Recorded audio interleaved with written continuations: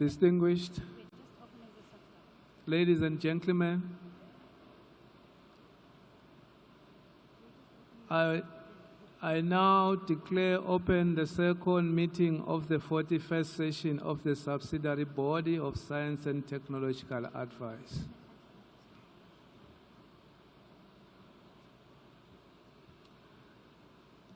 We will take up items in order displayed in the daily program.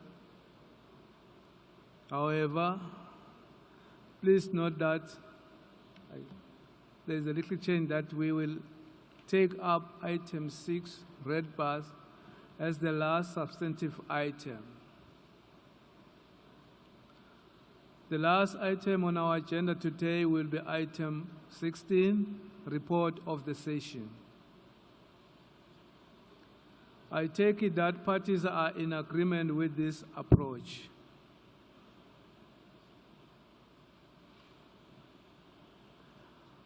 I hear no objection, it's so decided.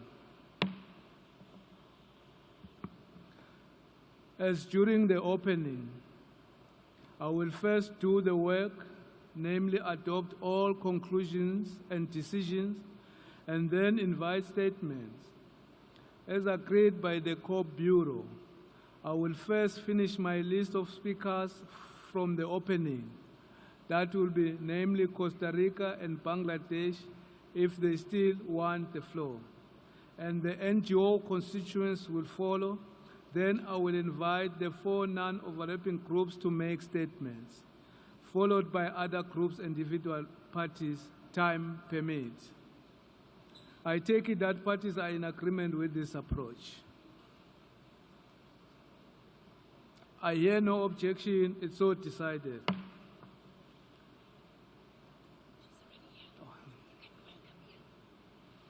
I would like to welcome our SBSTA rapporteur, Mr. Juga, to the podium.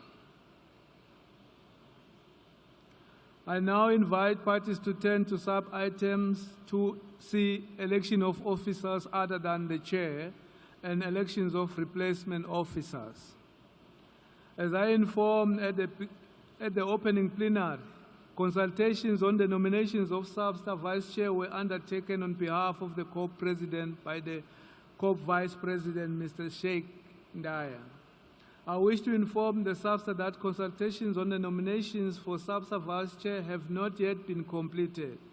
I propose that SBSTA invites the COP to elect the Vice Chair of the SBSTA. I hear no objection, it's so decided.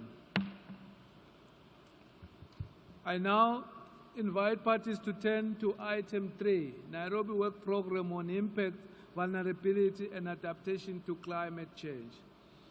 As parties will recall, an informal consultation co-facilitated by Ms. Beth Lavender from Canada and Ms. Joanne Hoffman from Peru were convened to consider this item. The draft conclusions are contained in document FCCC/SBSTA/2014/L23. I now invite delegates to consider the document FCCC/SBSTA/2014/L.23. Can I take it that SBSTA adopt the conclusions on item 3 contained in document FCCC/SBSTA/2014/L.23 as presented?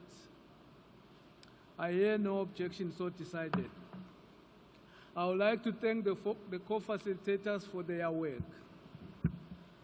I now invite parties to turn to item 4, report of the Adaptation Committee. As parties will recall, informal consultations facilitated by Mr.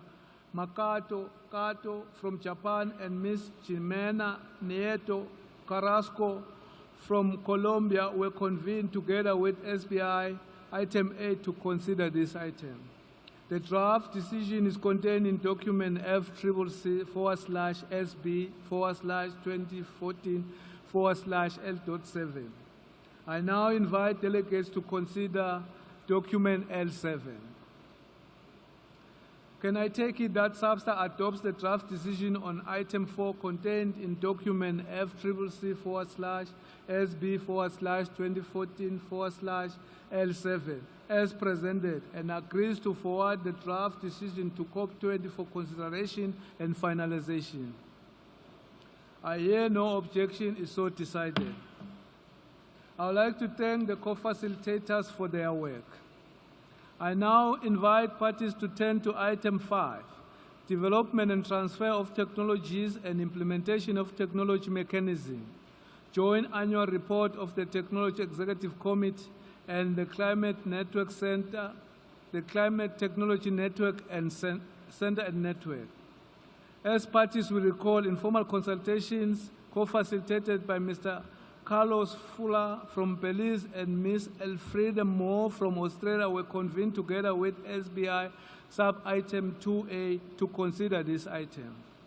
The draft conclusions and a draft decision are contained in documents LFCCC/SB/2014/L.5.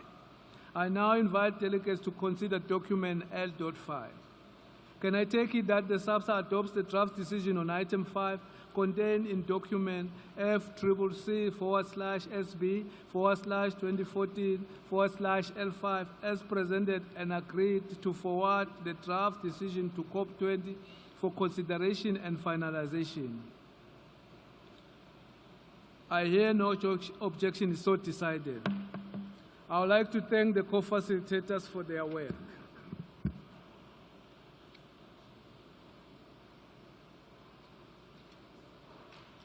I now invite parties to turn to item 7, Warsaw International Mechanism for Loss and Damage Associated with Climate Change Impacts. As parties will recall, informal consultation co-facilitated by Mr. Alf Wills from South Africa and Ms. Beth Lavender from Canada were convened together with SBI item 9 to consider this item. The draft decision is contained in the annex of the document FCCC/FB/2014/L8. I now invite delegates to consider document L8. Can I take it that the SABSTA adopts the draft decision on item 7 contained in document F333/SB/2014/L.8 as presented and agreed to forward the draft decision to COP20 for consideration and finalization? I hear no objection, is so decided. I would like to thank co-facilitators for their work.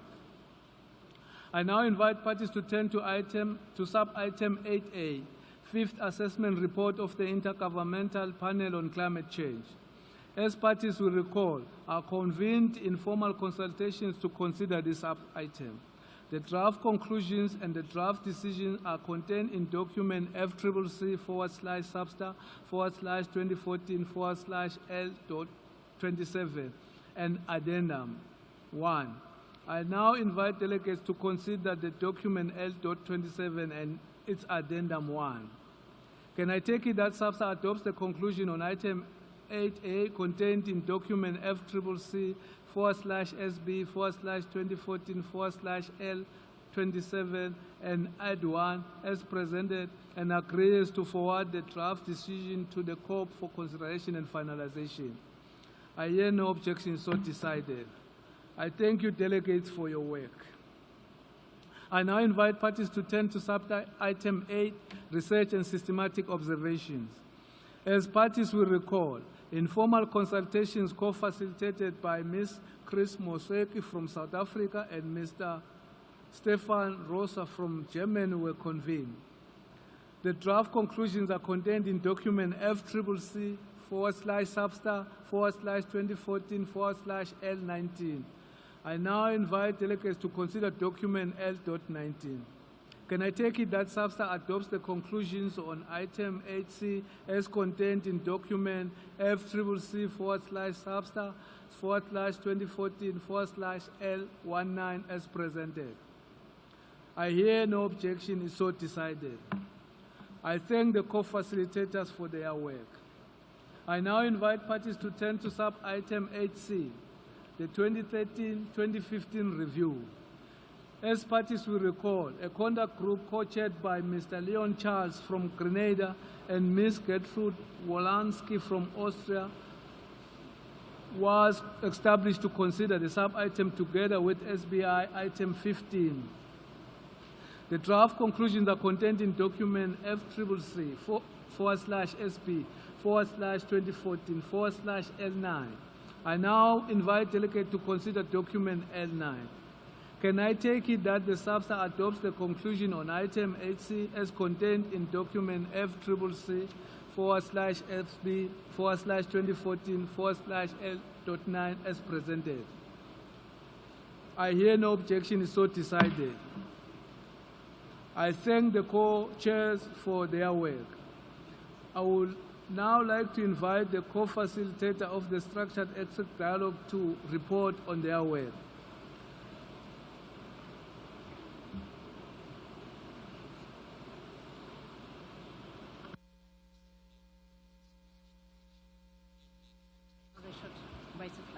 I want to give the floor to the delegate of Switzerland.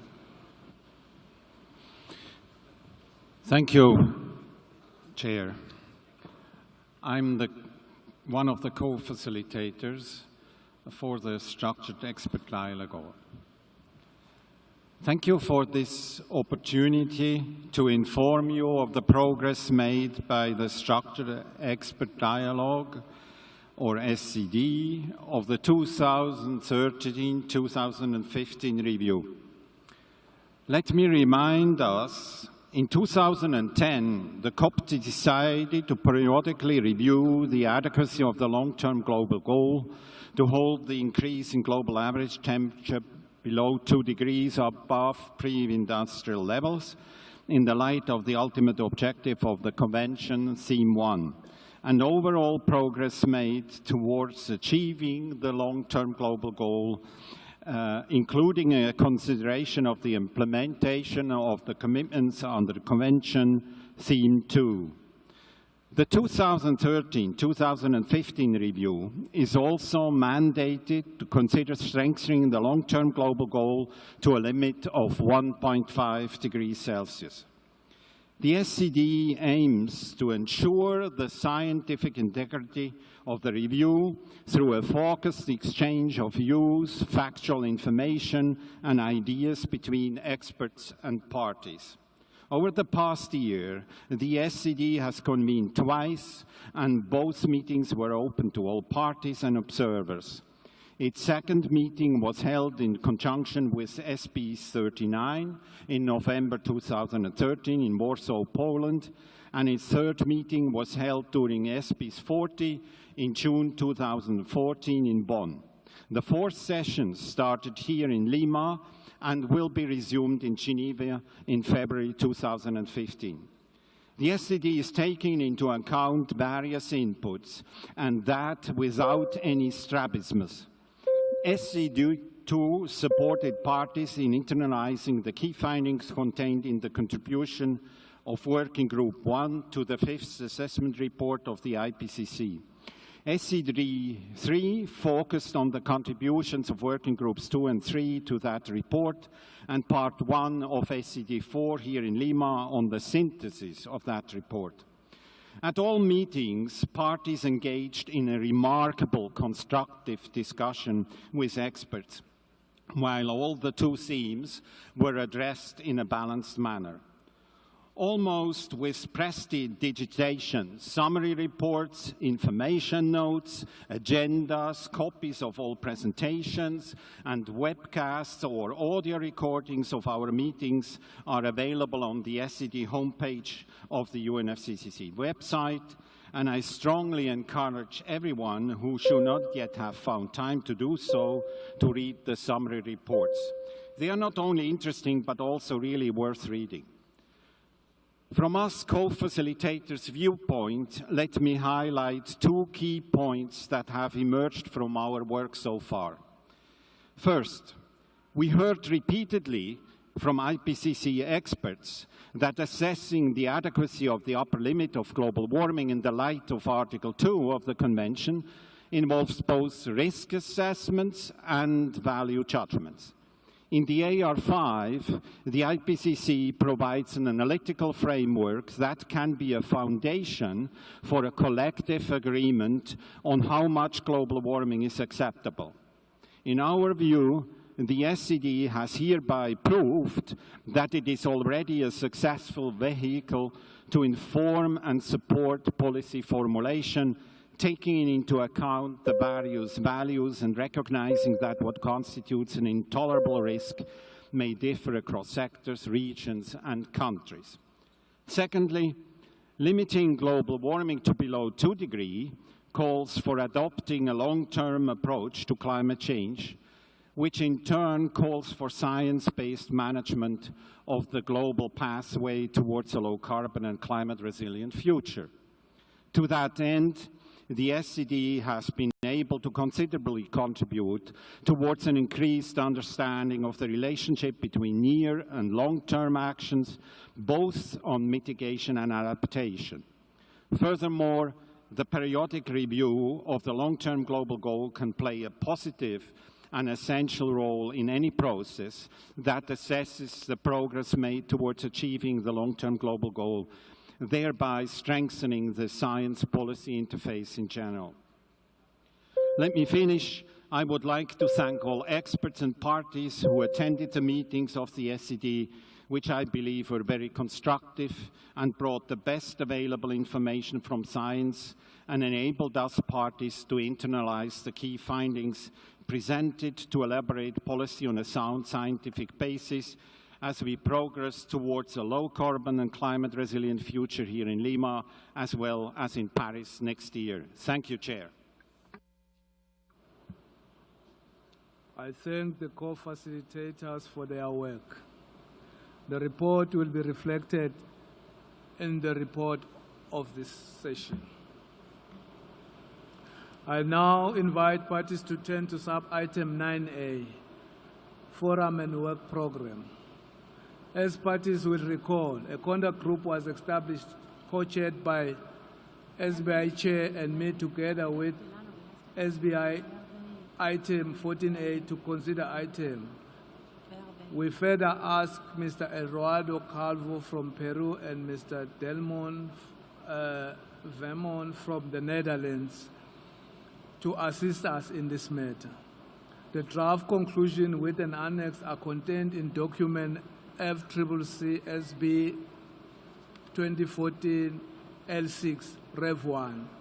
The revised L document is presented to reflect the agreement made by SBI plenary yesterday, since this is a joint item. I now invite delegates to consider document L6 Rev 1. Can I take it that SBSTA adopts the conclusion on item 9A as contained in document FCCC SB 2014 L.6 Rev 1 as presented? I hear no objection, is so decided. As agreed at the opening plenary, sub-item 9B, impacts of implementation of response measure, matters related to Article 2, Paragraph 3 of the Kyoto Protocol was taken up under this item. This will be reflected in the report of the session. I thank you, delegates, for your work.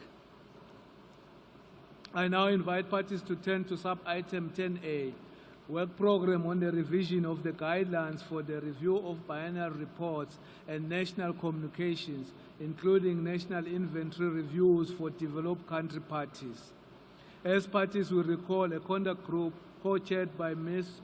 Rita Pipati from Finland and Mr. Samuel Ajemo from Nigeria was established to consider this item. The draft conclusion and an annex containing 3 draft decisions are contained in document FCCC SBSTA 2014 L.28. I now invite delegates to consider document L.28. Can I take it that SBSTA adopts the conclusion?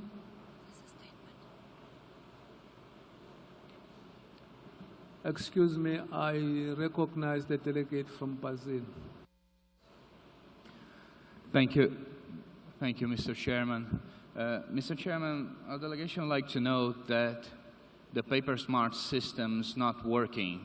The internet plug-and-play network is unstable and off the line. Our delegation is unable to access the L documents, and I would request the Secretariat to try to address this issue in a manner that does not delay us further.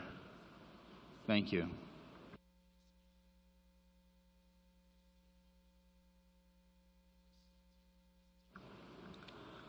Thank you very much, Brazil. All the documents are available in the information counter, but I think the Secretariat will make the documents available to Brazil now as well. May I now proceed with our work? Thank you very much. Can I then take it that SBSTA adopts the conclusions on item 10A contained in document FCCC SBSTA 2014 L.28 as presented and agrees to forward the draft decision to COP20 for consideration? I hear no objection, it's so decided. I would like to thank the co-chairs for their work. May I now invite parties to turn to sub-item 10B, methodologies for the reporting of financial information by parties included in Annex 1 to the Convention. I'm sorry, Brazil. Thank you, Mr. Chairman. We had requested the floor before the gavel. If you believe it would be appropriate, and we didn't have the chance to see if document L28 is the latest version of what was negotiated. And just like to reiterate the importance of, if we're going to rely on a paper smart system, we need better internet connections or a faster backup plan. I seek your guidance if we could have a last check on document L28. Thank you.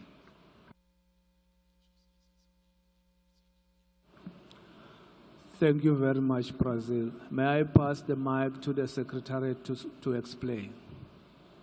The Secretariat. Thank you, Mr. Chair. This is to confirm that all documents were submitted yesterday and that they were available at the documents counter this morning. And we are no longer pursuing the paper smart system. Thank you, Mr. Chair.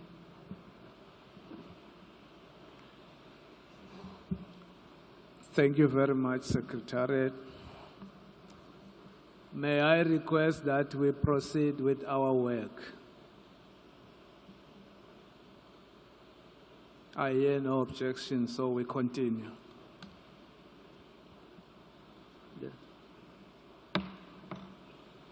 I now invite parties to turn to sub-item 10B, methodologies for the reporting of financial information by parties included in Annex 1 to the Convention. As parties will recall, a contact group chaired by Mr. Seni Nafo from Mali and Mr. Roger Dangan from New Zealand was established to consider this item. The draft decision is contained in document FCCC SBSTA 2014 L.26. I now invite delegates to consider document L.26 as presented. Can I take it that the SBSTA adopts the draft decision on item 10B contained in document FCCC SBSTA 2014 L.26 as presented and agrees to forward the draft decision to COP20 for consideration and adoption? I hear no objection, so decided. I thank the co-chair for their work. I now invite parties to turn to sub-item 10C, common metrics to calculate the carbon dioxide equivalence of greenhouse gases. As parties will recall, informal consultations facilitated by Mr. Takeshi and Noki from Japan were convened to consider this item. Unfortunately, the group could not agree on conclusion. In accordance with Rule 16 of the draft rules of procedures being applied, we will take this item up again at the next session. This will be reflected in the report of this session. I hear no objection, so decided. I thank Mr. Anoki for his work. I now invite parties to turn to sub-item 10D, emissions from fuel used for international aviation and maritime transport. As parties will recall, I agreed to prepare draft conclusions on this matter with the assistance of the Secretariat. The draft conclusions are contained in document FCCC Substar 2014 L.21. I now invite delegates to consider document L.21. Can I take it that Substar adopts the conclusions on item 10D contained in document FCCC Substar 2014 L.29 as presented? I hear no objection, so decided. May I now invite parties to turn to sub-item 11A, meteorological issues under the Kyoto Protocol. Implication of the implementation of Decision 2 CMP.7 to 4 CMP.7 and 1 CMP.8 on the previous decisions on meteorological issues related to the Kyoto Protocol, including those related to Article 5, 7, and 8 of the Kyoto Protocol. As parties will recall, a conduct group co-chaired by Mr. Maisela Kekana from South Africa and Ms. Ank Herold from Germany was established to consider this item. The draft conclusion and draft decisions are contained in document FCCC Substar 2014 L.29. I now invite delegates to consider document L.29. Can I take it that Substar adopts the conclusions on item 11A contained in document FCCC Substar 2014 L.29 as presented and agrees to forward the draft decisions to CMP10 for consideration? I hear no objection, so decided. I thank the co-chairs for their work. May I now invite parties to turn to sub-item 11B, clarification of the text in Section G, Article 3, Paragraph 7, Terra, of the DOA Amendment to the Kyoto Protocol, in particular information to be used to determine the average annual emissions for the first 3 years of the preceding commitment period. A conduct group co-chaired by Mr. Maisela Kekana from South Africa and Ms. Anke Erod from Germany was established to consider this issue. The draft conclusion and an annex containing elements of a draft decisions are contained in document FCCC Substar 2014 L.25. I now invite delegates to consider document L.25.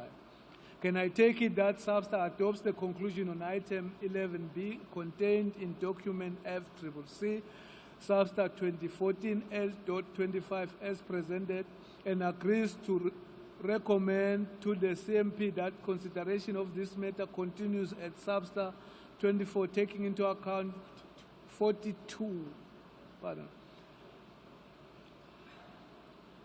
taking into account the elements for the text of a draft decision contained in the annex.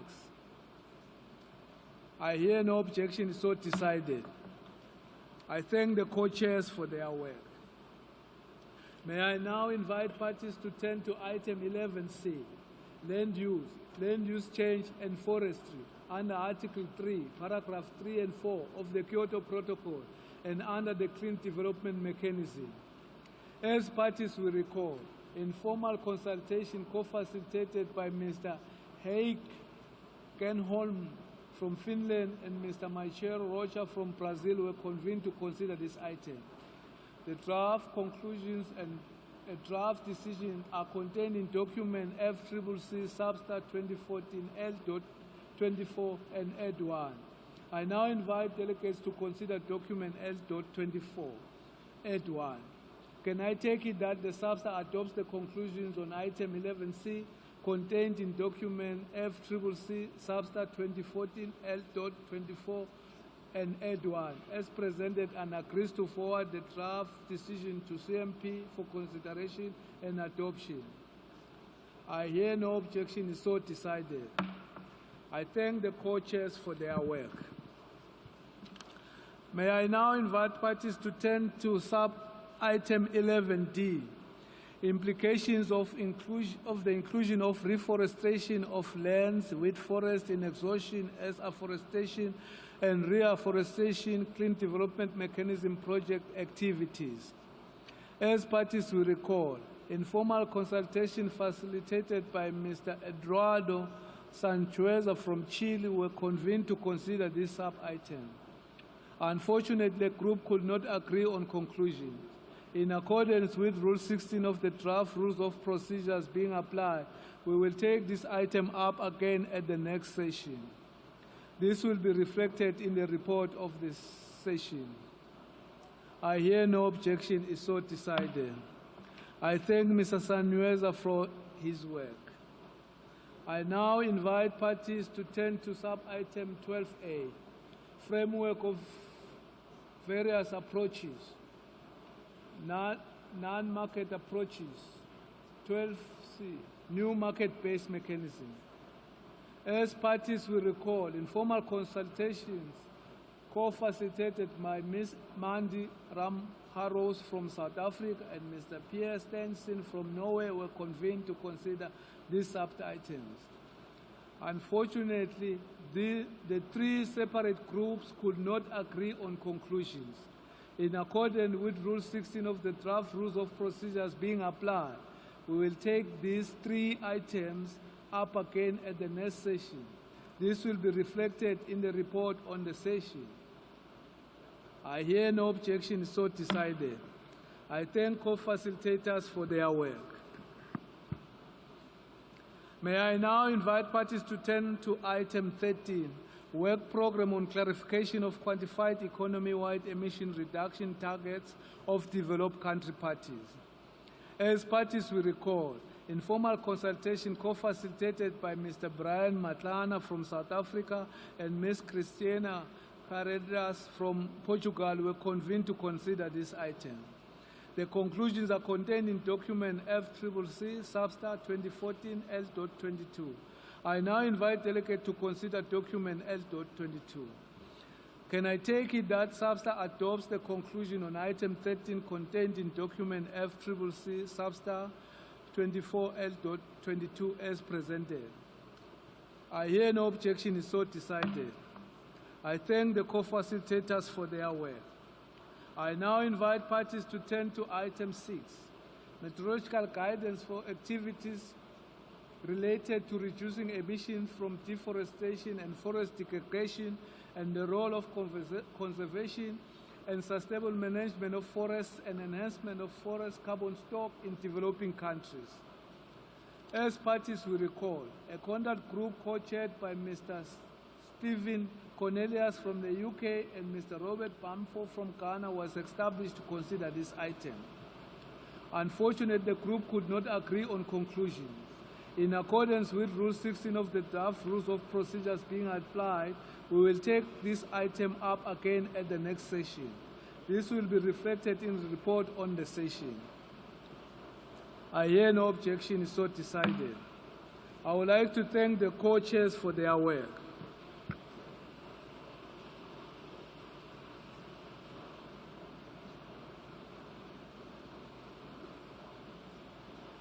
Before moving to item 1.6, report on the session, I would like to recall decision 16 CP9, which requests the Executive Secretary, in accordance with the provisions of the Rule 15 of the draft Rules of Procedures being applied, to provide parties with an indication of the administrative and budgetary implications of decisions to be referred by the SAPS and SBI for adoption by the COP Conference of the Parties, which may have administrative and budgetary implications that cannot be met from existing resources within the core budget. I now invite the Deputy Executive Secretary to provide information on administrative and budgetary implications of conclusions adopted by the SBSTA today. Mr. Richard, you have the floor, sir. Thank you very much, Chair. This statement is in accordance with Decision 16 CP9, which requests the Executive Secretary to provide parties with an indication of administrative and budgetary implications of decisions that are being referred by the subsidiary bodies for adoption by the Conference of the Parties. There have been some activities coming out of the negotiations at this session that do call for more support by the Secretariat and therefore would require additional resources in the coming year over and above the core budget for 2015. These include, first, under Agenda Item 3, the Nairobi Work Programme, SBSTA concluded the Secretariat should disseminate existing and future relevant knowledge products produced by the Adaptation Committee and to engage relevant Nairobi Work Programme partner organizations, including regional centers and networks, in strengthening communities of practice and networks at different levels, as well as in sharing good practices and tools at key meetings and events as appropriate. And this would be approximately 35,000 euros. Under Agenda Item 10B, methodologies for reporting financial information, the Secretariat has been asked to prepare a technical paper.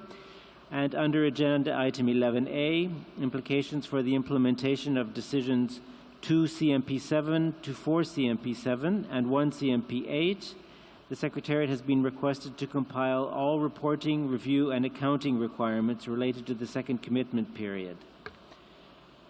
All of these amounts are preliminary and are based on available information at this time. And I would note that some of the conclusions and decisions adopted by the SBSTA at its current session will have budgetary implications beyond 2015. With regard to the resource requirements for the next biennium, these will be reviewed in the context of established budgetary procedures. Thank you.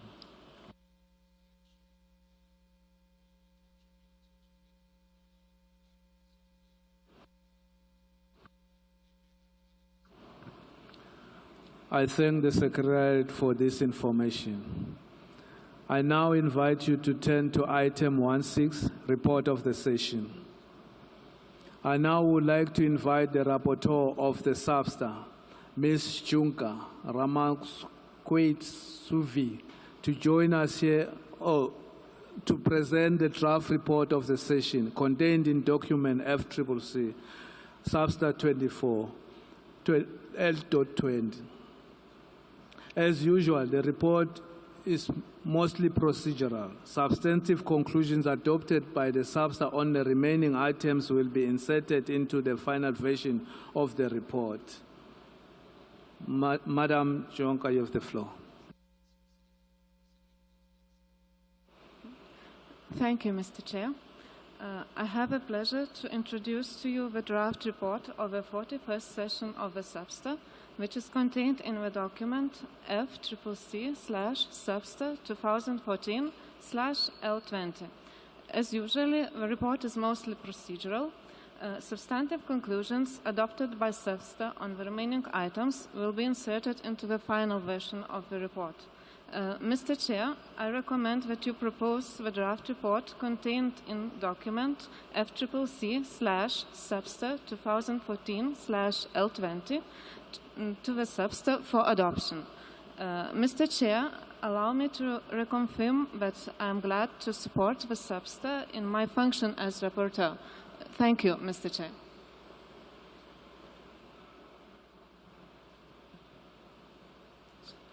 I thank the rapporteur for her report.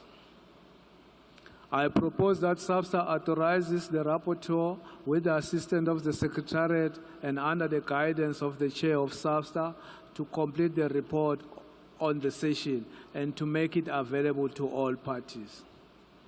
I invite the SBSTA to adopt the draft report on its 41st session as contained in document FCCC SBSTA 2014 L.20. I hear no objection is so decided.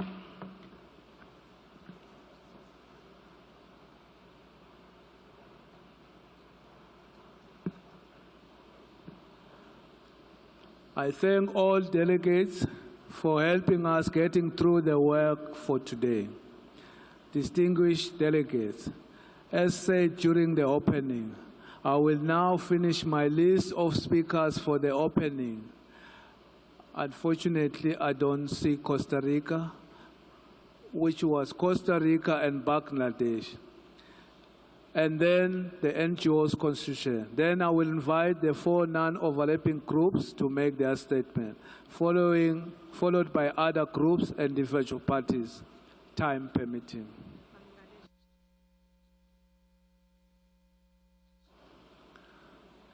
Belis, you have the floor. Thank you, Mr. Chair. We were requesting to make a statement, so we will wait. Thank you. You can proceed, Belis, and read the Costa Rica statement. Belis, you have the floor.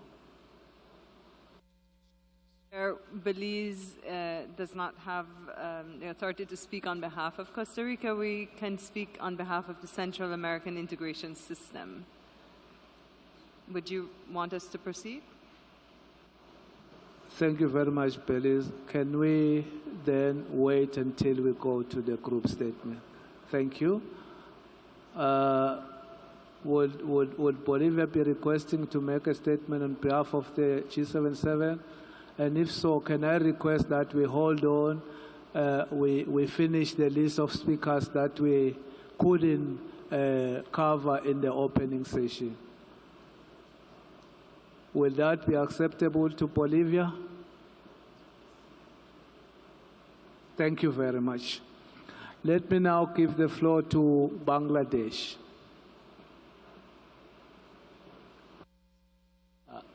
Mr. Chair, Bangladesh would like to take a little bit more time to go for this statement. I seek your support and cooperation. Thank you.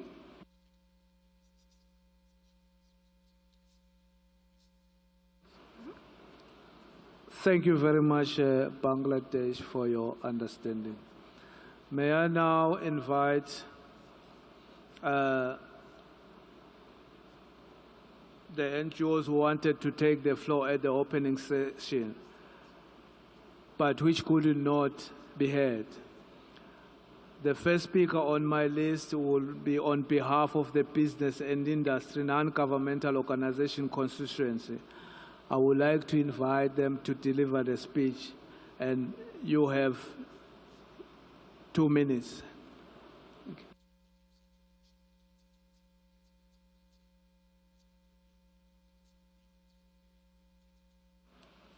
Chair, distinguished delegates, my name is Clay Nessler, and I serve as Vice President of Corporate Sustainability for Johnson Controls. Thank you for this opportunity to share the views of business and industry as SBSTA concludes its work. We appreciate the progress made, and business and industry remains committed and willing to provide its technical insight and expertise to support your efforts. We are pleased with the adoption of the joint annual report on the Technology Executive Committee and the Climate Technology Center and Network.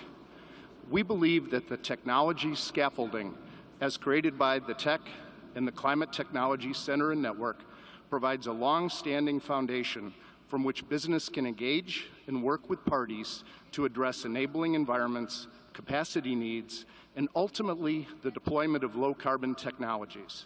We further support SBSTA's continued efforts to advance this vital discussion on market mechanisms while recognizing that markets must be at the heart of the Paris 2015 agreement in order for parties to deliver ambitious and cost-effective emission reductions. As we look to Paris, the clear articulation of the rules for accounting around markets and the inclusion of market-based approaches and tools will be critical to the ability for a future agreement to incentivize and deliver cost-effective mitigation and adaptation action. We urge SBSTA to continue its work towards advancing and reforming market mechanisms, including CDM, given the private sector the necessary policy signals to ramp up low-carbon investment and deployment. In closing, we encourage parties to call upon business leaders to help design and structure a new effective climate change agreement in 2015, a new agreement that provides the clear policy signals, flexibility, and market tools necessary to incentivize and scale private sector investment into the deployment of today and tomorrow's low-carbon technology solutions. Thank you. Thank you very much. I now invite two representatives from the constituents of environmental NGOs to deliver their statements. You have 1 minute each. Thank you, Chair. Good afternoon. I am from Jubilee South Asia Pacific, a member of Climate Justice Now. As we meet in the shadow of the irreversible melting of the West Antarctica ice sheet, we must recognize that there is no space left in a livable emissions budget for the use of carbon markets. As some parties push for the FVEA and the new market mechanism to be a centralized carbon trading platform, legitimizing and allowing schemes with weaker standards and flooding an already oversupplied market, we warn you that the UNFCCC's legitimacy as a place of climate solutions is at stake. Offset trading has been riddled with concerns over fraud, human rights abuses, and recent studies show that emissions have not actually been reduced. At Lima, this body should agree to a moratorium on new markets under the convention and take up real non-market solutions, such as the globally funded feed-in tariff scheme. Thank you.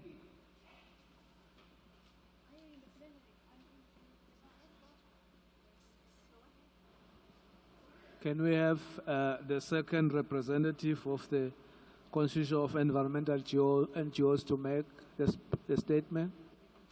Thank you, Chair. My name is Harshita Bish, and I'm speaking on behalf of Climate Action Network.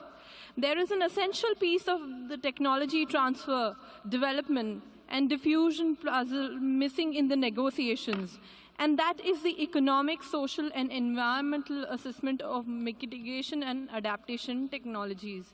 Our goal is to maximize the flow of technologies based on the principle of CDBR from developed to developing countries. For this to be productive, we need to ensure that transferred technologies will not have unforeseen impacts. Technologies that carry the risk of a global and potentially devastating impact should not be part of any decision or agreement. We call on all parties to demand that technology assessment be included within the mandate of the technology mechanism. Regarding the negotiations on the framework for various approaches, we welcome the cautioned approach not to prejudge progress towards a future climate treaty. However, this must not come at the expense of avoiding discussions on the nuts and bolts of an accounting framework, which we need to avoid that climate commitments are undermined. We call on the parties to start work on this important element in the ADB discussions as soon as possible. Thank you. Thank you. I now invite a speaker on behalf of the farmers' constituents to deliver a statement. Thank you very much, Chairman. My name is called Charles Sogang. Mr. Chairman, the farmers' constituency, which represents millions of farmers from all corners of the world, is highly active in the UNFCCC process and brings a joined-up and multidisciplinary approach to global agriculture policy process. It is clear that the risks posed by climate change have a direct bearing on food security and the development of the economies of our rural areas. Farmers face the twin challenge of producing enough food for the world growing population while ensuring the livelihood of those whose subsistence depend on agricultural production. For the past 5 years, farmers from around the world have come together at the UN climate change negotiation, asking for the same thing over and over again, a work program on agriculture under the SBSTA that covers food security, adaptation, and mitigation.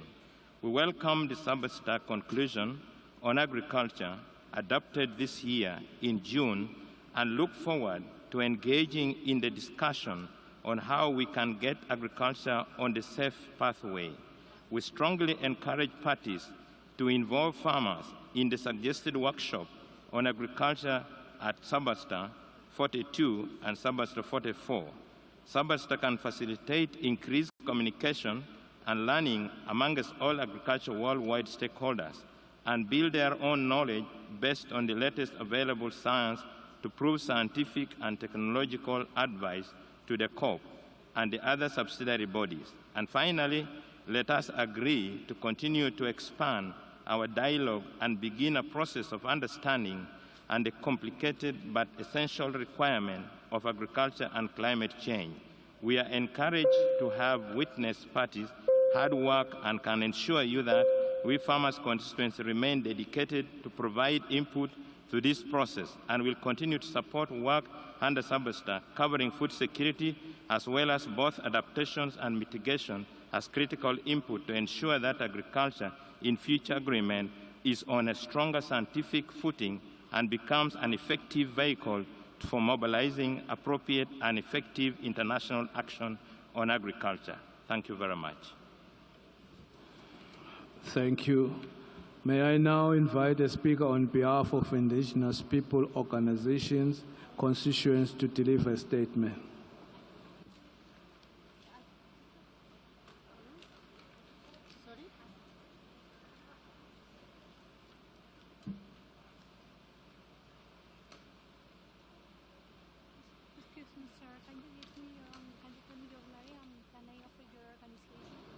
I see no request for the floor. May we proceed, and I invite a representative on behalf of huge NGOs constituency to deliver a statement. I'm also the president of local national farmers organization. She's there. She has to speak.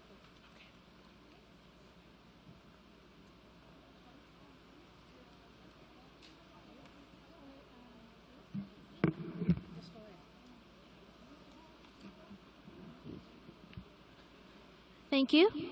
My name is Anisa Khan, and I speak on behalf of the youth constituency. Climate change isn't my future, it's affecting me now. Weak vows, broken promises, low levels of ambition, and high levels of passivity have led to the deplorable state of efforts to control climate change today. It's time for things to be done differently. We, the youth, believe it's possible. Yesterday, at the meeting on agenda item 12, it was said, how can we eat a cake that is still baking? Wrong question. Who said we want to be force-fed that cake? It's baked with false ingredients. It's burnt. This is the second consecutive year that the carbon markets have failed to deliver. They shift responsibility and burden away from developed nations. You should agree on a moratorium on failed carbon trading mechanisms and take up real non-market solutions. It is uncertain whether markets will actually deliver what they promise. Will a UNFCCC be a place for real solutions or for making profits? REDD+ lacks effective monitoring and safeguards. Emissions accountability is converted into offsetting and buyouts as opposed to reductions and change. This is yet another false solution. Interests of nations and transnational corporations are financially involved and invested in land use that demolishes the livelihoods of forest, land-based, and indigenous communities. Acknowledgement of these peoples and proposals for climate-smart approaches are insufficient and not enough.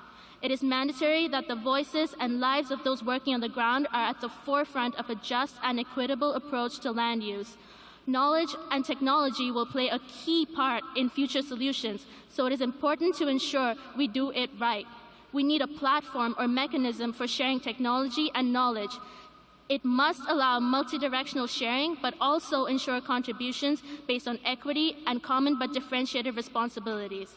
Countries and communities need to have access to information and technology in order to find effective solutions for adaptation and mitigation, and existing barriers such as intellectual property rights need to be replaced or refined to ensure this happens.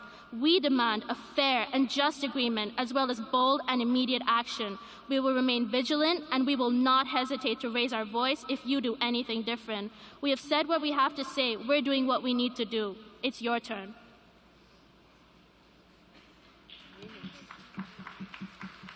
Thank you. May I now invite a representative of Ringo to deliver a statement.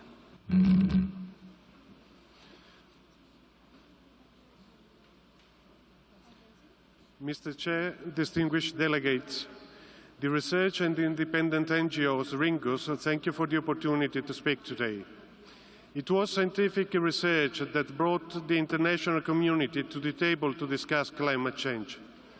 The UNFCCC, when drafted, the Montreal Protocol in calling for the member states to act in the interest of human safety, even in face of scientific uncertainty. There is now no scientific uncertainty, as warning of climate system is unequivocal, and human influence on the climate system is clear, as stated by the IPCC Fifth Assessment Report.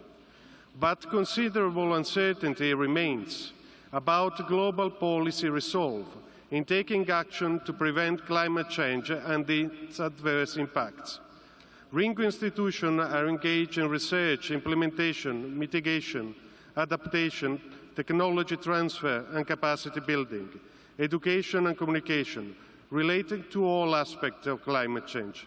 Members of Ringo are researchers, practitioners, lawyers, academics and students, operating on a wide range of topics, such as physical, natural and social science of climate change, how science and law interact to inform policy, resilience of human, natural and urban systems, perception and understanding of risk. Thereby, Ringo supports science-based processes and policies, accurate translation of the scientific goals into political decisions, clear and open communication and debate, development and sharing of technologies, effective education and evaluation of policy choice on human welfare, ecosystem and economies. Ringo wants to support and serve UNFCCC and its delegates working for the transition toward healthy, resilient societies and ecosystems. Ringo applauds the Secretariat's effort of increasing interaction among parties and civil society and the creation of the Observer Corner. But there are growing calls for sharing knowledge, technology and best practices. As an independent, interdisciplinary constituency with representations from all 5 continents, Ringo members can answer that call, continuing to expand knowledge, improve technologies, develop good practice and build capacity from the international to the local level. Thank you. Thank you. May I now invite a representative on behalf of Women and Gender to deliver a statement. Thank you, Chair. My name is Kalyani Raj from All India Women's Conference, and I am speaking on behalf of Women and Gender constituency. Low and especially no carbon technologies play an important role in adaptation and mitigation actions, but only if they are safe, nuclear-free, based on the needs and benefits of women and men, respecting human rights, enhancing resilience, reducing current and future emissions, and facilitating a genuine transformation leading to truly sustainable development and climate protection. CCS is not one of them. We call upon parties to enhance gender-responsive technology development and transfer which integrate women's priorities. We welcome the joint annual report of the Technology Executive Committee and the Climate Technology Center and Network. The key messages put forward in the report for the COP aim to improve the TNA processes and integrating environmental and social aspects in the development of TNA. This, among others, should also be valid for the development of NAMAs, NAPs, and low-emission development strategies. However, this is not enough. Keeping in view the TEC's mission of taking gender consideration into account, we feel an exploratory workshop on gender tools and methodologies will aid in the progress of TEC work in 2015. It will also help in exploring collaboration opportunities with key civil societies, stakeholders, including the Women and Gender constituency. identifying best practices, and facilitating gender-responsive methodologies to support the acceptance and implementation of the technology mechanism. We appreciate that some of the parties have already confirmed the decisions under Cancun Agreement that responses to climate should coordinate in an integrated manner, taking into account the priority needs of groups living in vulnerable situations. We call upon all remaining parties to do the same and to take this action further to include gender-sensitive response measures in their work program. Finally, we recognize the important role played by science in formulating climate change mitigation and adaptation methodologies, but in the work of SBSTA, we call upon parties to respect, preserve, and include the traditional knowledge of indigenous women. Thank you. Thank you. Let me thank all the NGOs who have delivered their statement in this session. As you know, I have led some pilot activities to engage engagement. I am pleased to let you know that some of you have already provided information upon my invitation, and I thank you very much for doing so. However, I would like to encourage you to provide more information in this respect so that the engagement will improve from now.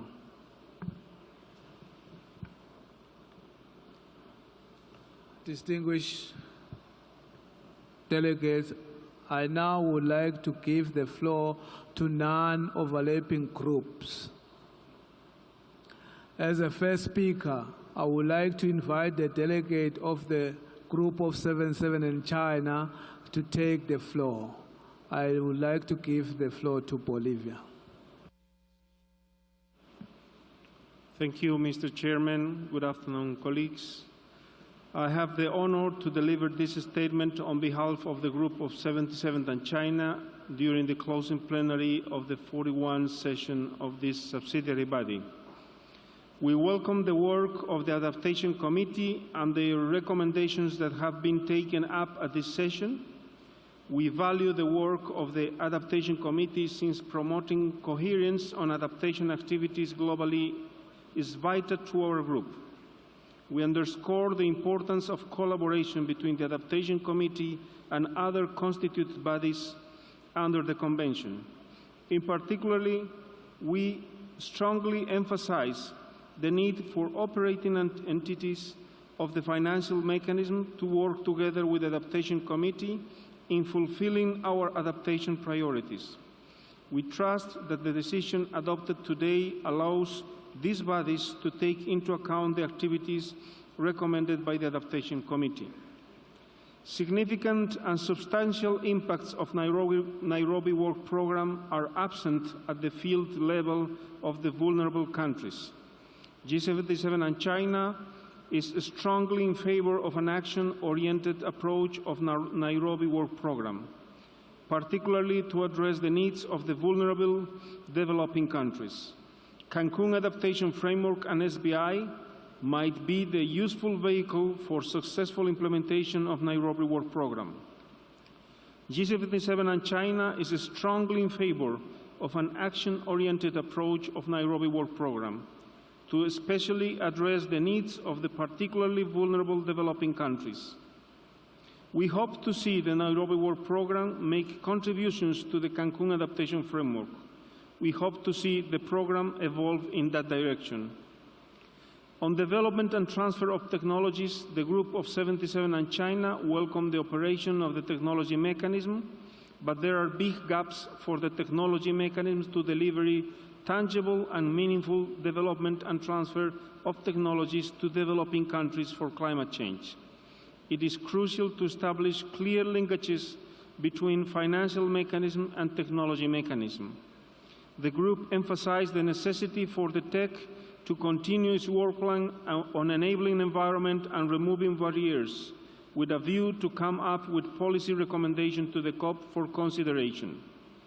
Regarding RED+, the G77 and China is frustrated that SBSTA was not able to conclude the consideration of the matters under this agenda item, in spite of our great flexibility and constructive efforts.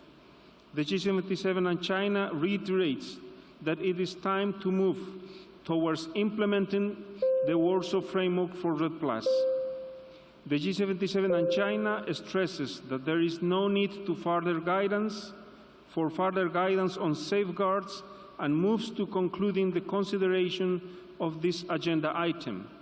The need for further guidance is to be determined by those parties who are to implement such guidance, not on the basis of expectations from donor countries. We attempted a compromise with developed countries by taking the issue to the meeting set by Decision 10 CP19, but this was not successful. The G77 and China further emphasizes the Warsaw Framework for REDD+ has concluded the methodological guidance on non-market-based approaches to finance. The G77 and China finally underlined that consensus was close to be achieved on alternative policy approaches such as joint mitigation and adaptation, and there is the opportunity to reach conclusions on this matter at next SBSTA session. The group would also like to recognize that alternative policy approaches, such as joint mitigation and adaptation approaches, need differentiated methodological guidance in accordance to national circumstances and national policies in the context of sustainable development supported by financial, technical capacity building with the context of the Convention.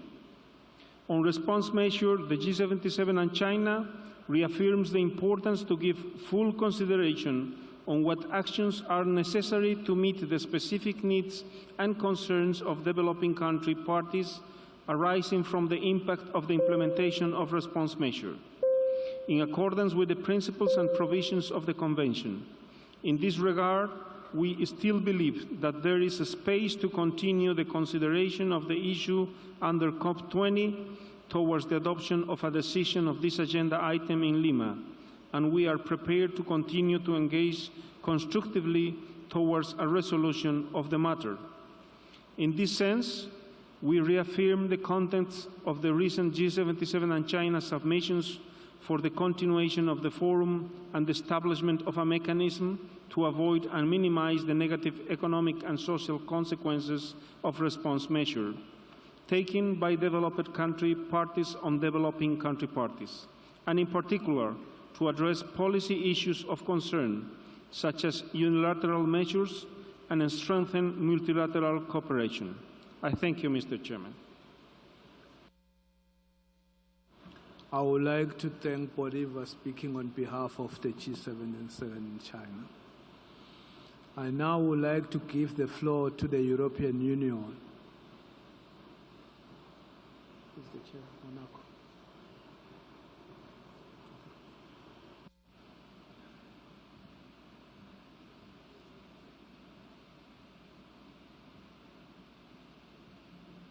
Distinguished colleagues, this statement is delivered on behalf of the European Union and its 28 member states. We have made substantial progress this week. We would like to thank the Chair and all parties for implementing the new effective time management measures here in Lima. Mr. Chair, this process is underpinned by science. We have adopted a draft decision that welcomes the IPCC fifth assessment report as the most comprehensive and robust assessment of climate change ever provided. This report shows that we collectively have to do what we collectively have to do to avoid the dangerous climate change. It should inform all actions under the UNFCCC and particularly the work of the ADP as we look forward to the Paris outcome. The structured expert dialogue of the 2013-2015 review provides a key avenue for consideration of the fifth assessment report. We wish to thank the experts from the IPCC and those from other bodies who engaged in a very active dialogue with the parties under this process. We look forward to the finalization of the SED in February and the review process during 2015. In relation to the Nairobi work program, we had a very efficient process thanks to the facilitators who delivered remarkable output in very limited time available. The European Union welcomes the progress made in concluding the work program of the Executive Committee concerning loss and damage, as this issue should not be underestimated in the context of adaptation. We also want to thank all parties for the constructive dialogue on financial reporting methodologies and the co-facilitators for their swift guidance. We agreed to a work plan which ensures coherence between the SBSTA, SBI, and the Standing Committee on Finance. This will lead to improved reporting on support among parties. The European Union was eager to move forward on both issues discussed under RED+, as we, together with many other parties, would now like to focus on implementation of the Warsaw Framework for RED+. We acknowledge that parties made great efforts to try and find a middle ground. Therefore, the European Union very much regrets that we could not reach agreement on this. However, we are looking forward to finalize the outstanding topics at the next session in Bonn. Similarly, on markets, while we are encouraged by discussion under the ADP, we are disappointed that it was not possible to progress on market-related items under SBSTA here in Lima. Nevertheless, SBSTA will continue consideration of its work program at the next session, and we will be happy to engage in technical discussion. Like many parties, we are confident that this work can inform the ADP. Mr. Chair, we have already been there has already been significant process here in Lima. However, much remains to be done. In particular, we would highlight that accounting rules necessary for implementing the second commitment period of the Kyoto Protocol have not yet been fully agreed. This agreement is necessary for the EU to ratify the CP2. We need these rules to implement and fully comply with all obligations related to our commitments in the Doha Amendment. We therefore request the President of the CMP to work with the parties here to address this issue so that we can adopt these rules before we leave Lima. There is only one outstanding issue in these rules, and it fundamentally relates to the ability of some parties outside the EU to convince their parliaments to ratify. We are ready to work with the options on the table, and we ask all parties for their flexibility. We need an agreement here. In relation to the revision of review guidelines for annual inventories, the EU welcomes the progress made. We note that there is still work to be done in finalizing the review guidelines that are essential for carrying out the reviews in 2015 and beyond. We urge parties for flexibility on the remaining controversial issues. Otherwise, no inventory reviews can take place next year. The EU would like to avoid such situation. Mr. Chair, dear colleagues, the European Union is very happy that we could conclude this session with meaningful results. We are looking forward to further work on SBSTA topic up to and during SBSTA 42.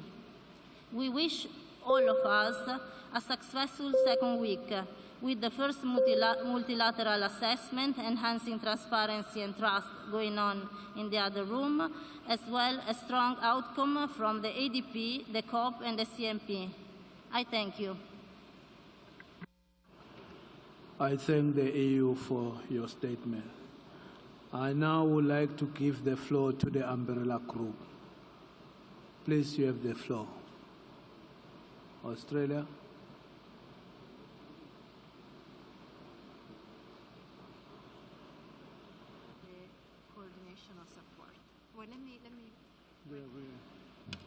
Thank you, Mr. Chair. I have the privilege to speak on behalf of the umbrella group of countries, Canada, Japan, Kazakhstan, New Zealand, Norway, the Russian Federation, Ukraine, the United States, and Australia.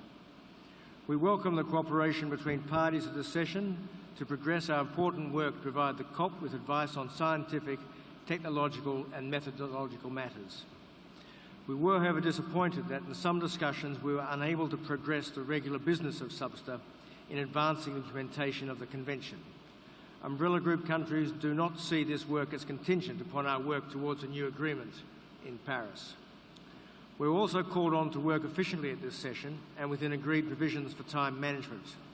It is not desirable for items to be carried over into next week, when the high-level segments of the COP and the ADP will make heavy demands on our time. Umbrella Group countries welcome the successful conclusion of the work programme to clarify developed country pledges.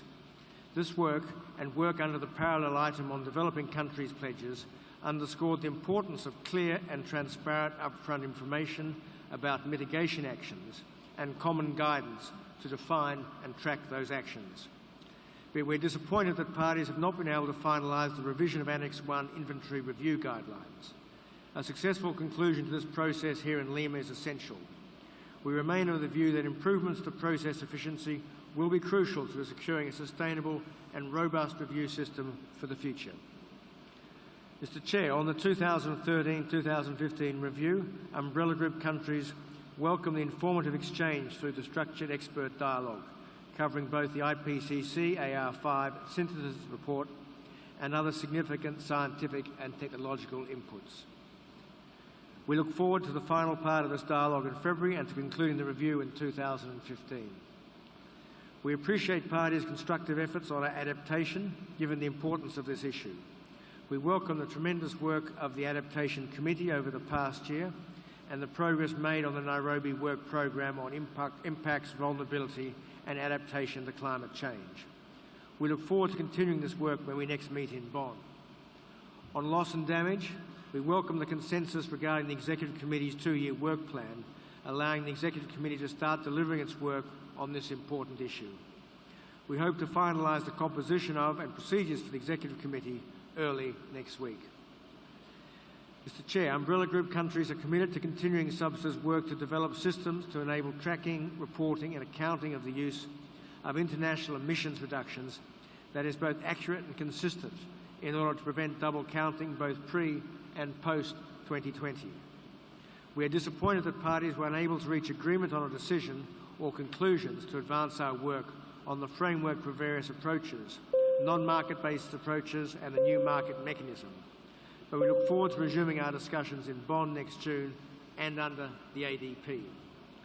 Parties work to find common ground in RED+ on issues related to safeguards, information and non-market approaches, but were not yet able to conclude text. Umbrella Group countries look forward to productive discussions next year with valuable input from our stakeholders, which continue to build integrity and confidence in RED+. We also welcome the conclusions to advance actions in developing countries to reduce emissions and sequester carbon in the landscape under the Clean Development Mechanism. We should continue to strengthen the role of all parties to implement land sector action both now and in the future. Mr. Chair, for Kyoto Protocol parties, we're disappointed parties did not have a chance to agree the rules update needed to operationalise the second commitment period. We urge all parties to work constructively to finalise these rules in a way that allows agreed timelines to be met and does not affect countries' ability to ratify the Doha Amendment. I thank you, Mr. Chair.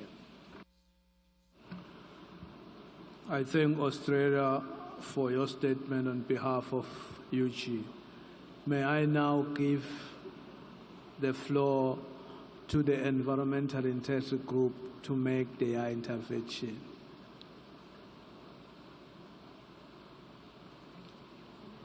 Who's speaking?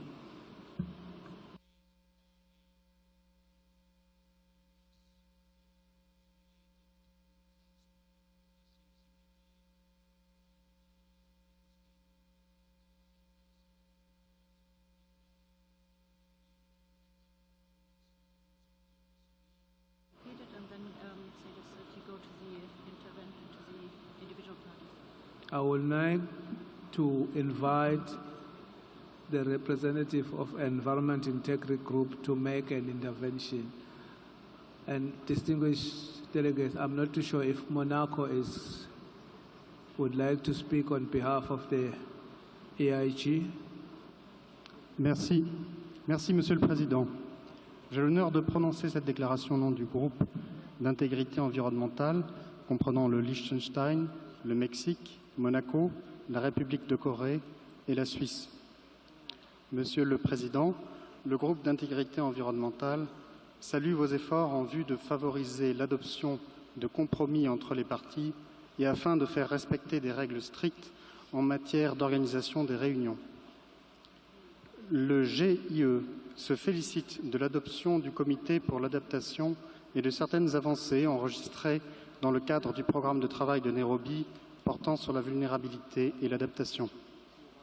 Les éléments techniques nécessaires à l'opérationnalisation de la deuxième période de Kyoto ont enregistré des progrès importants sur le point 11A durant cette semaine.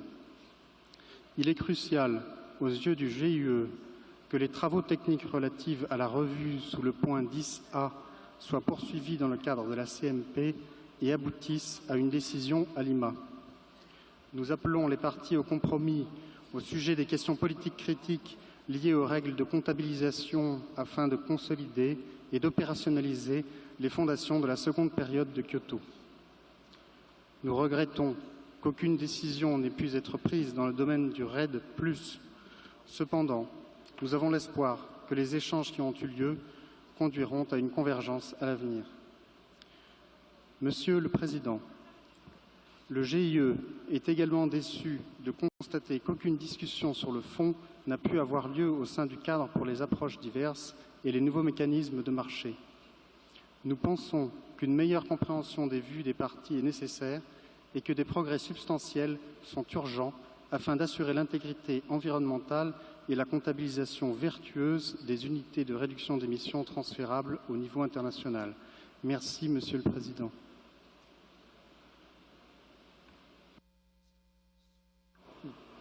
I would like to thank Monaco for your statement on behalf of the EIG.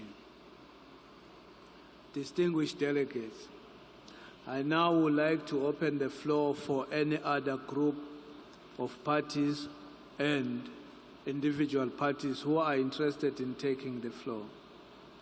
The floor is open. May I now give the floor to Naru?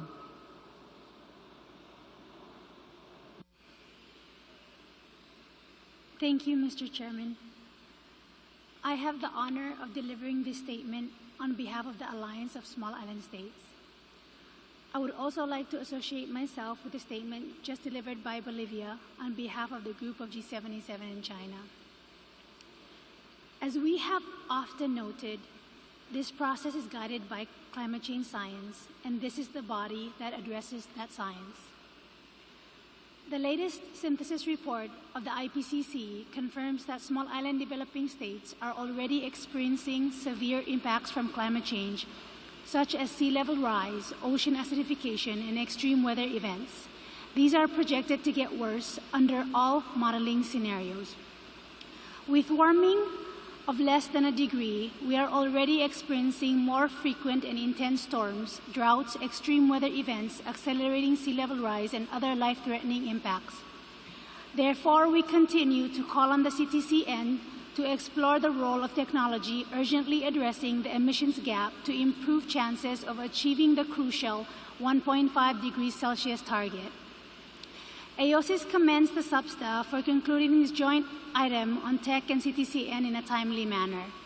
We commend the tech for recognizing the importance of technologies for adaptation and making it subject of the briefs on agriculture and water. We also commend the work of the CTCN in strengthening its network and urge the CTCN to intensify its efforts to include institutions in SIDS region and institutions involved in technologies for adaptation. On adaptation, AOSIS continues to champion the issues associated with adaptation to climate change. We welcome the conclusions adopted by SBSTA on the Nairobi Work Program. We appreciate the call made by the parties to the United Nations Environment Program to replicate the Andean sub-regional pilot on adaptation knowledge to other vulnerable regions, which encompass SIDS and LDCs. However, we know that there are impacts that can no longer be mitigated or adapted to. Our alliance first raised the issue of loss and damage to international attention over 2 decades ago. Since we have been a forthright champion of the approach up to the establishment of the Warsaw International Mechanism last year, Mr. Chairman, we remain extremely disappointed there is currently no representative for the SIDS on the Interim Executive Committee, and hope we can create a permanent seat for the SIDS on the Executive Committee on the Warsaw International Mechanism on Loss and Damage before we conclude here in Lima. On review, it is essential that the actions we take are informed by the latest science, and as you well know, the 2013 to 2015 review is a priority on our agenda. The joint SBI and SBSTA contact group on the review must, with the assistance of the SED, deliver conclusions that lead to immediate implementation of the actions required to meet the 1.5 degrees Celsius goal. On agenda item 11A on matters relating to the Articles 5, 7, and 8, our group looks forward to discussions in June on how to address these issues relating to the reporting and reviewing for parties without commitments in column 3 of Annex B to the 1CMPA. Thank you, Mr. Chairman.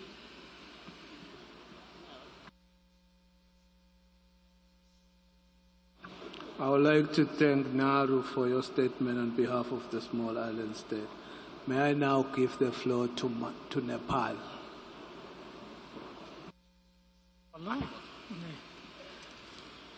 Chair and distinguished delegates, Nepal has honored to speak on behalf of group of 48 least developed countries. I would like to associate my statement to the statement made by Bolivia on behalf of G77 and China. The LDC group believes that after adoption of a Warsaw framework on RED+, it is now time for provision of support to enable countries enter into full implementation of RED+ activities. We believe that safeguards contained in the Cancun decisions are simple, easy to understand, and country-driven, yet another broader enough to generate necessary information according to national circumstance and respective capacities. These, together with experiences being developed by countries during the readiness phases, are enough to support countries' progress in the implementation of RED+ activities. LDC believes that there is no need for additional guidance on RED+ safeguard information system as long as there are no concrete RED+ activities on the ground. The LDC group shares its disappointment that the parties failed to conclude this matter here in Lima to pave a way for full implementation of RED+ actions, which will generate experiences and lessons learned as well as the best practices, which can serve as source of information sharing among countries in the current and future climate change regime. The LDC group underscores the need as soon as possible to address drivers of deforestation and non-carbon benefits in a manner that improves livelihoods of forest-dependent communities and supports sustainable development objectives and goals of developing countries. On the matters related to loss and damage, the group appreciates the work of Interim Executive Committee.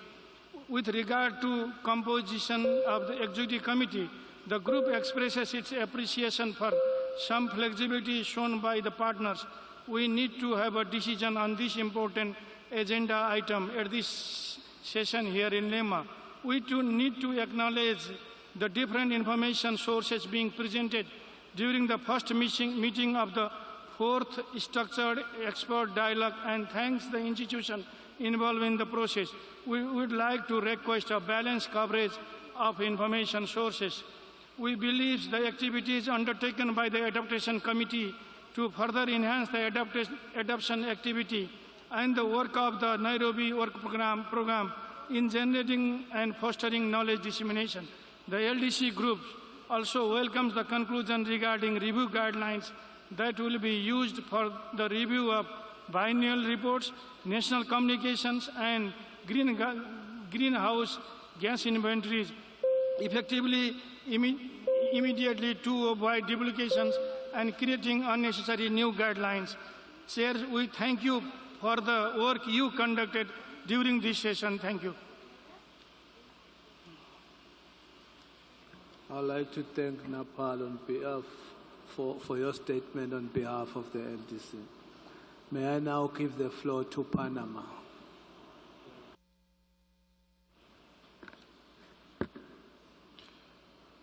Thank you, Mr. Chair. Panama has the honor to speak on behalf of the 52 countries of the Coalition for Rainforest Nations. Those following have endorsed this statement: Bangladesh, Belize, Cameroon, Central African Republic, Chad, Cote d'Ivoire, Democratic Republic of Congo, Dominica, Dominican Republic, Fiji, Ghana, Guinea, Guyana, Honduras, Kenya, Liberia, Malawi, Nigeria, Papua New Guinea, Republic of Congo, Solomon Islands, Togo, and Uganda. Mr. Chairman, we support the statement made by the distinguished delegate from Bolivia on behalf of the Group of 77 and China. Mr. Chairman, the Warsaw Red Plus framework adopted last year successfully completed many years of negotiations. What Rainforest Nation needs now is to start the Red Plus implementation on the ground and scale up coherent and more equitable distribution of finance. On safeguards, our coalition believes that no further guidance from SBSTA is needed at this time, since existing rules are clear and complete. Parties must now implement existing guidance, taking into account national capacities and capabilities, as well as national consultation processes. On this matter of safeguards, we believe parties would benefit from sharing experiences in the near future on how safeguards are respected and addressed by developing country parties when implementing RED Plus activities. However, we believe that the annual Warsaw Framework Coordination Support Meeting, per Decision 10 CP19, is the appropriate forum for such discussion, with the aim to assess the gap and capacity needs. Mr. Chairman, our coalition welcomed the annual meeting to coordinate RED Plus finance that will be held on Monday. As SBSTA work concludes, this annual meeting will become the permanent forum to scale up RED Plus implementation. Mr. Chairman, on markets and non-market mechanisms under the Convention, our coalition has engaged constructively during this week in order to fulfill our mandate. We came to Lima with expectations after our discussion in SBSTA 40. Unfortunately, no decision could be reached during this week. Our coalition regrets this outcome and reiterates its interest in continuing the discussion in SBSTA 42 with the view to agree a COP decision on this matter in Paris. Finally, Mr. Chairman, we would like to congratulate you for the work and guidance provided here this week. I thank you, Chairman. I thank Panama for your statement on behalf of the Rainforest Coalition. May I now give the floor to Belize?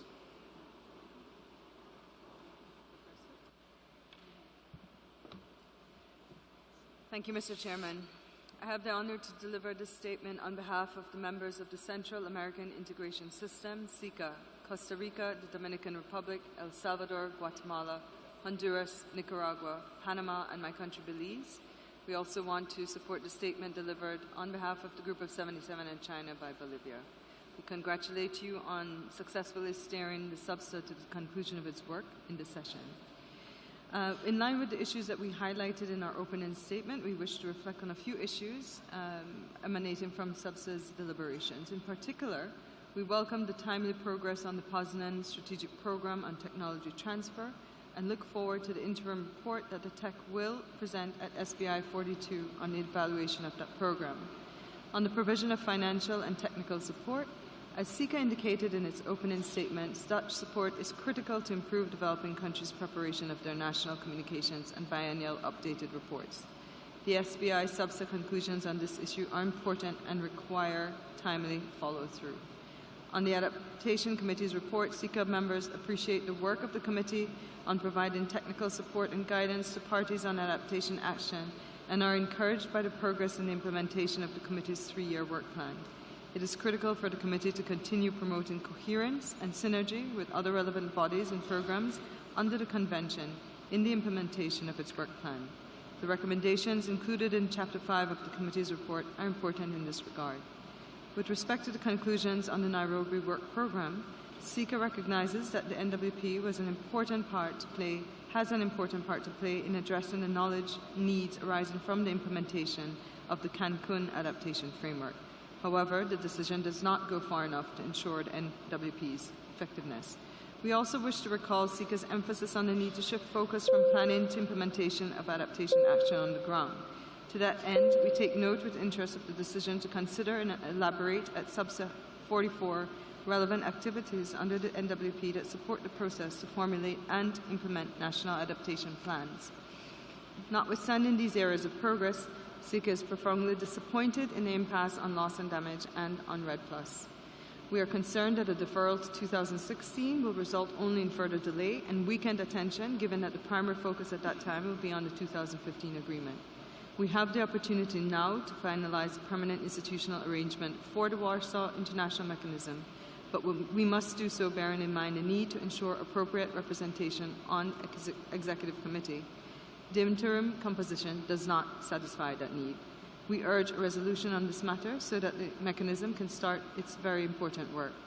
We also take this opportunity to reiterate our position that the mechanism must deliver on a financial component to support its operation and programs. It must also provide support for rehabilitation of repairable loss and damage and compensate for repairable loss and damage associated with climate change. On REDD+, CICA deeply regrets the lack of progress. In the lead up to COP20, there was significant support for further guidance and safeguards, and therefore it is unfortunate that we could not bridge the divide on this issue. We are even more concerned that we risk squandering yet another opportunity to make good on commitments we undertook in Warsaw. CICA underscores the need for urgent political attention and guidance on these issues before we leave Lima. Thank you. I thank Belize for your statement on behalf of the Central American and the Integrated System. May I now give the floor to Ukraine?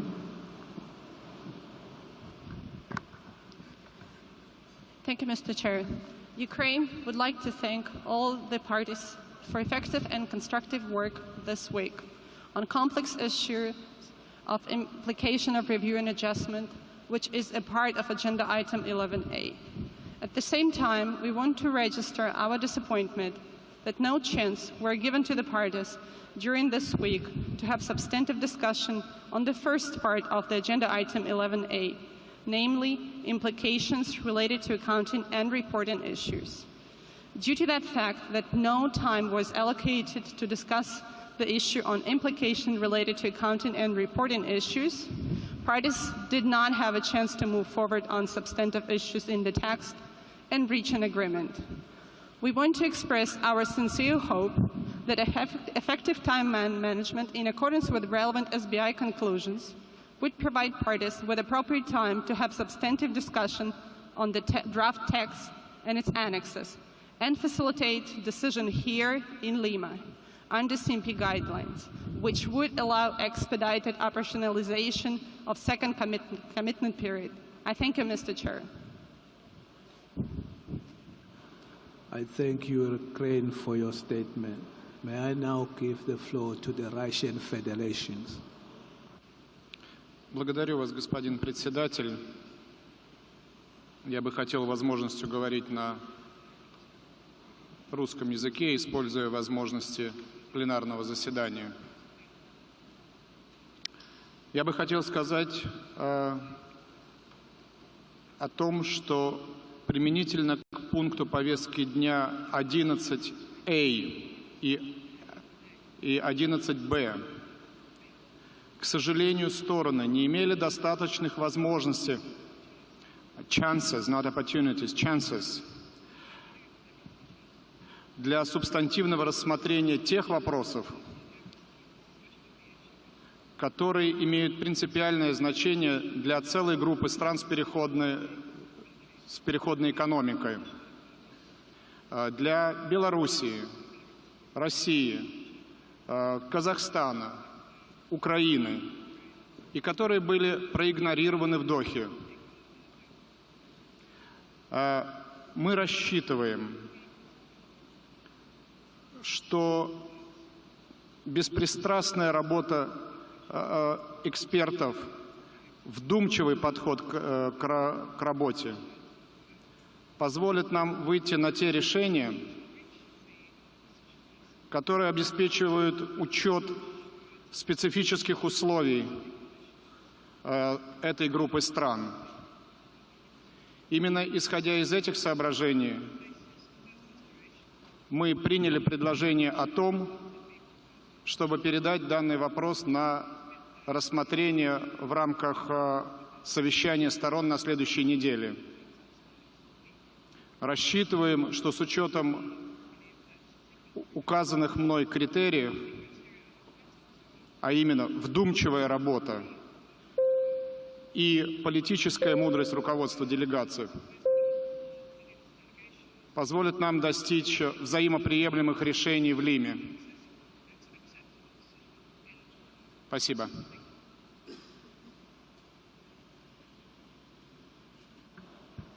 I thank the Russian Federation for your statement. Distinguished delegates, there are no more requests for the statement.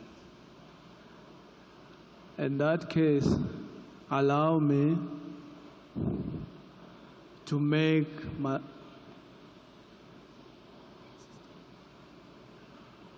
may I now give the floor to the distinguished delegate from Bangladesh. Thank you, Chair, and so my apologies to prevent you from moving. But we thought that we should join others in thanking you for the very fruitful conduct of this important session.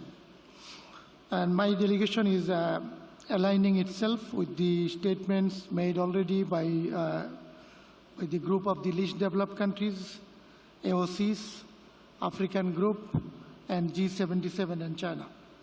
Mr. Chair, this year marks significant scientific findings, such as those identified by the 5th assessment report of the IPCC.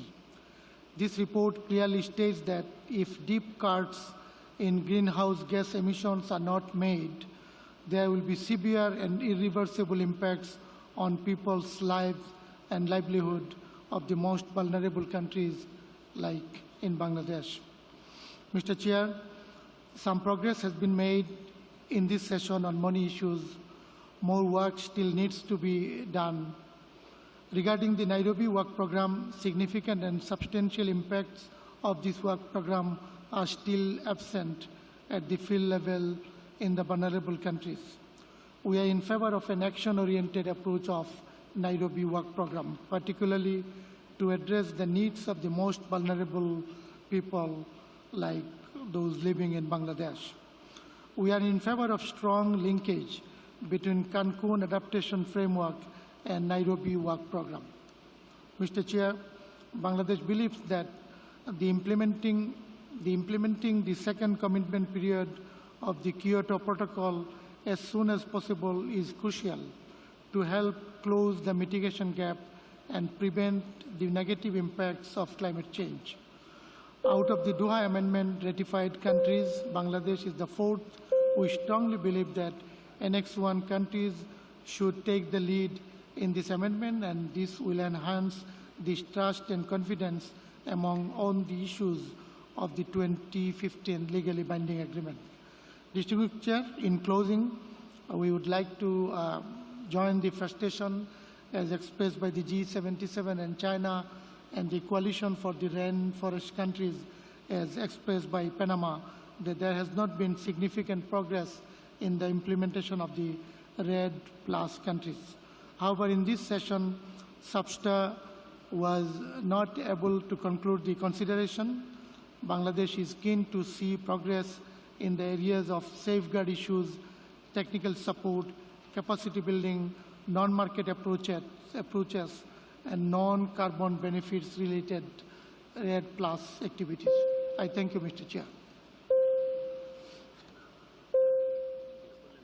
I thank the distinguished delegate from Bangladesh. Distinguished delegates, allow me to make my last statement as the SBSTA chair by starting to thank everybody for their efforts to advance the work of SBSTA. It has been wonderful to work within the SBSTA. I will miss everybody. When I agreed to come in as a SBSTA chair, I did not know how it would be like and how it will feel. Now I have made friends both within parties and the Secretariat, but it is also the time for me to leave as the chair of SBSTA.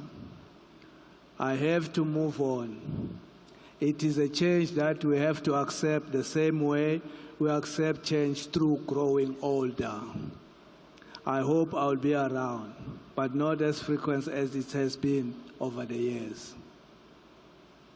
What I am taking with me as an experience from the SBSTA process is that time management is centered around respect, not only for the process, but for each other. Together with the Secretariat, we have demonstrated that we can change and respect the time we give ourselves to do our work. We have done it in Bonn, Germany. Now we have done it again here in Lima, Peru. Bravo to us all.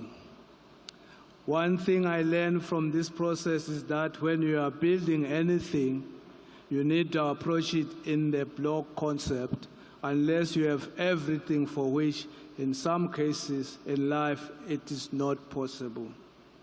I have learned that whatever you have, you must keep before you look for something additional, because the concept of building blocks makes it impossible to achieve when you are always losing what you have and when you are always starting from the same point each time you consider an issue. Moving 2 steps forward and 2 steps backwards will not make you move an inch from the starting position.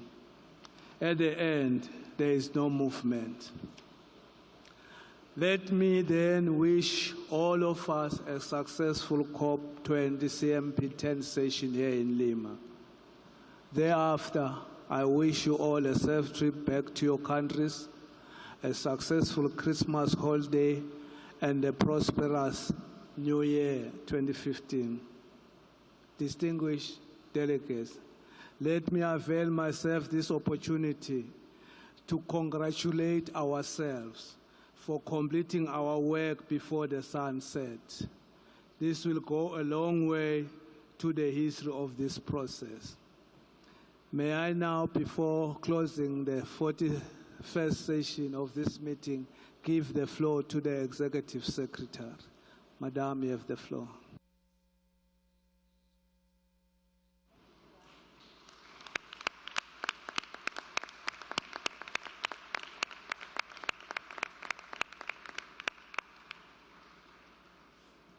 Thank you very much, Chair, and I take the floor to thank you for your very dedicated service to this process. You first were 2 years on the Bureau, contributing there with your wisdom and with your patience, and now you have served 1 year here as SBSTA Chair. Perhaps a short time, but certainly a very, very productive time during your chairmanship. You have really led parties to very important conclusions, including bringing the famous 5, 7, and 8 and Annex 1 review guidelines to the point of posing for their agreement, which is quite an accomplishment over so many years. You've achieved a great outcome on the IPCC AR5 and on the 2015 review, and you have led the path on how to proceed with LULUCF after many years of non-movement on that area as well. Dear Chair, let me thank you, and I'm sure I speak not only for the Secretariat, but I'm confident that parties here will join me in thanking you for your very calm and strong leadership that you have had here as the leader of SBSTA, working very quietly, very discreetly, but very efficiently behind the scenes to find solutions and to encourage parties to work with each other to find common ground so that we can move forward. Your work has been very appreciated by the Secretariat, by your facilitators, and I am sure by parties, as well as, I must say, by your colleague, the SBI Chair, because you have proved to be a very, very faithful, loyal, and effective colleague of the SBI Chair. So I thank you very, very much for all of this. And as you yourself have pointed out, you have been incredibly instrumental in changing the working culture of this process so that we now are much more respectful with time and with each other, as you have commented. And I must say, it goes into the annals of history that SBSTA closes by sunlight and not by moonlight, and way, way ahead of schedule, thanks to your wonderful leadership. So thank you, Chair.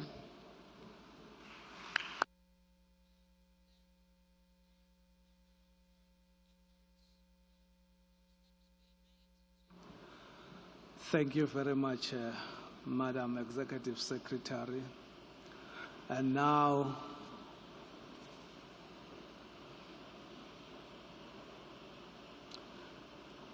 distinguished delegates, the 41st meeting of the SBSTA is closed. Thank you.